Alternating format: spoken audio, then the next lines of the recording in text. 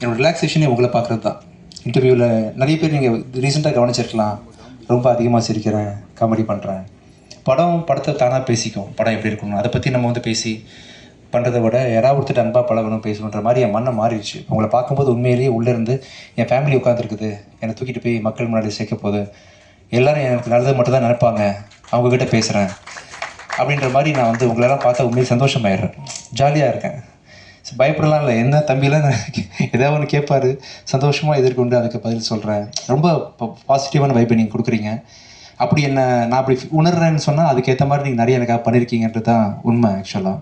So இன்றைக்கி வரைக்கும் நான் இன்னொன்று தடவை சொல்கிறேன், நான் ஒரு மிக சாதாரண ஒரு ஆக்டர் தான். சூப்பர் மேன்லாம் ஒன்று பயங்கர டேலண்டட் ஆக்டர்ஸ் நானே கண்ணால் பார்த்துருக்கேன். பட் எனக்கு வந்து நீங்கள் ஏதோ ஒரு காரணத்துக்காக ஒரு பெரிய அங்கீகாரம் கொடுத்து தூக்கி வச்சுருக்கிறீங்க.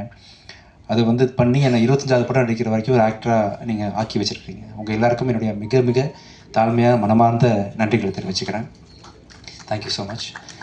அண்டு நான் தமிழில் நான் மனசில் என்னோடய நாலேஜுக்கு நான் ரீட் பண்ணுற டாப் 5 ஃபிலிம்ஸில் ஒரு படம் வந்து அருவியை பார்த்து உண்மையிலே மிரண்டுட்டேன். ஆக்சுவலாக பார்த்து நைட்டு 2 o'clock பார்த்து முடித்தேன் பிரபு. ஒரு 3-4 தடவை கண்ணீர் விட்டு அழுதுருப்பேன்.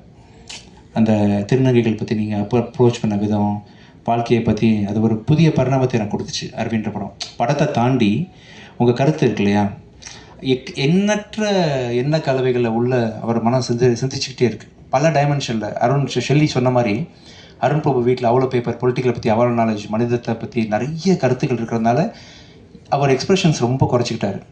கொஞ்சம் நிறைகுடம் தழும்பாதுன்னு சொல்லுவாங்க இல்லையா, அந்த அருண் பிரபு இவ்வளோ லிமிட்டாக பேசுகிறாருன்னா என்ன அர்த்தம்னா அவ்வளோ நாலேஜபிள் பர்சன்.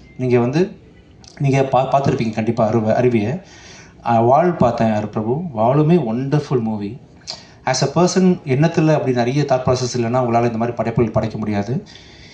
இந்த சக்தி திருமணம் பார்த்தீங்கன்னா உண்மையிலேயே ஒரு டைரக்டர் தானே, நான் வந்து வேலையை பார்த்துட்டு போயிடுறேன் அப்படிலாம் நினைக்கவே இல்லை. அவர் என்கிட்ட ஒவ்வொரு நாளும் சார் பட்ஜெட்டில் இருக்கா, கண்ட்ரோலில் இருக்கா அப்படின்னு சொல்லிட்டு ஒரு டேரக்டருக்கு வந்து பட்ஜெட்டை பற்றி தெரிஞ்சுக்கணுன்ற அவசியமே கிடையாது ஆக்சுவலாக.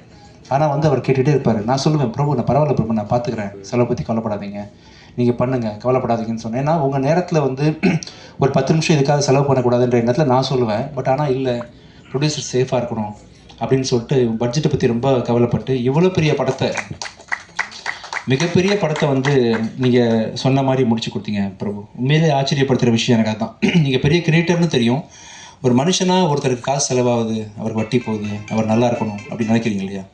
ஸோ அதுக்கு மிக மிக உங்கள் பண்புக்கும் உங்கள் குணத்துக்கும் நீங்கள் எங்கேயோ இருப்பீங்க பிரபு. ஆக்சுவலி எனக்கு வந்து இந்தியாஸ் டாப் 3 டேரக்டர்ஸில் அருண் பிரபு ஒன்று. எனக்கு மக்களுக்கும் அப்படி தான். எந்த லாங்குவேஜ்லேருந்து அவங்க அருவியை பார்த்தாலும், எந்த லாங்குவேஜ்லேருந்து அவங்க வாழ் பார்த்தாலும் கண்டிப்பாக அவங்களை பற்றி ஒரு பெரிய புதிய பார்வை தான் அவங்களுக்கு உண்டாகும். ஸோ எனக்கு வந்து உங்கள் படத்தை வந்து தெலுங்குலேயும் ரிலீஸ் பண்ணுறது ரொம்ப சந்தோஷம். அருண் பிரபு உங்களுக்கு வந்து என்றைக்கு வந்தாலும் சரி, நம்ம ப்ரொடக்ஷன் கம்பெனியை பொறுத்த வரைக்கும் எனி டே எனி டைம் நீங்கள் வந்து ஆல்வேஸ் வெல்கம். ஆனால் நீங்கள் நல்லா இருக்கணும், பெரிய பெரிய ஹிந்தி டேரக்டர் ஆக்டர்ஸு பெரிய ஸ்டார்ஸோட படம் பண்ணணும். பட் எனி டைம் உங்களுக்கு நான் தேவைப்பட்டனாலும் நான் கண்டிப்பாக இருப்பேன் பிரபு. ஸோ ஒரு புருஷனை பற்றி ஒருத்தங்க பெருமையாக பேசுகிறாங்கன்னா கண்டிப்பாக அதுக்கு பின்னாடி மனைவி இருப்பாங்க. அதே மாதிரி மனைவியை பற்றி ஒருத்தங்க பெருமையாக பேசுகிறாங்கன்னா அதுக்கு புருஷன் இருக்கான்ற மாதிரி ஷெல்லி வந்து புருஷனா பொண்டாட்டியா என்ன சொல்லலாம், பொண்டாட்டி வச்சுக்கலாமா? ஷெல்லி தான் அருண் பிரபுவோட ஒய்ஃபு. அதனால் இவ்வளோ பெரிய அவுட்புட்டை வந்து நீங்கள் தொடர்ந்து அதாவது இப்போ ஓகே, ஆனால் அருவி படம் போதெல்லாம் உங்களுக்கு எவ்வளோ லிமிடேஷன் இருந்திருக்கு, பட்ஜெட் கன்ஸ்ட்ரெயின்ட் இருக்கும், அப்படிலாம் தெரியவே இல்லை. எவ்வளோ பிரம்மாண்டமான படைப்பு அது. அதை வந்து ஒரு டேரக்டர் யோசிக்கிறாரு, அதை பண்ணணும்னு நினைக்கிறாரு. சக்தி திருமணம் படத்தெல்லாம் நீங்கள் இல்லாமல், உங்களோட சப்போர்ட் இல்லாமல் கண்டிப்பாக அருண் பிரபுவால் இவ்வளோ அழகாக லேசாக பண்ணியிருக்க முடியாது. அண்ட் நீங்கள் 2 பேரும் சேர்ந்து இன்னும் இந்தியாவே மிரட்டலாம் பிரபு. ஆக்சுவலாக உங்கள் அடுத்த படம் அப்படி தான் இருக்கணும். நீங்கள் ஃபிக்ஸ் பண்ண போகிற ஹீரோ, நீங்கள் 2 பேர் சேர்ந்து பண்ணுற ப்ரொடக்ஷன் கம்பெனி, அதோட ரீச் எல்லாமே இந்தியா லெவலில். இப்போ இவங்க வந்தாங்க இல்லையா, இந்த அர்ஜுன் ரெட்டி, அந்த திடீர்னு ஹிந்தி பண்ண மாதிரி இன்னொரு பெரிய லெவலில் பேன் இண்டியா ஃபிலிம் நீங்கள் பண்ணணும். உலகமே வந்து உங்களை பார்த்து, ஏன்னா பெரிய ஹீரோஸ் வச்சு பண்ணும்போது, பெரிய ப்ரொடக்ஷன் கம்பெனி வச்சு பண்ணும்போது உங்களுக்கான பட்ஜெட் இருக்குது, அதுக்கு சப்போர்ட்டு ஷெல்லி இருக்கார், உங்கள் டீம் ரேமண்ட் இருக்காங்க, எல்லோரும் இருக்காங்க. கண்டிப்பாக நெக்ஸ்ட் படத்தை வந்து நான் அருண் பிரபுட்ட இன்னும் பெருசாக எதிர்பார்க்குறேன். இதுவே வந்து ரொம்ப அருமையான படம்.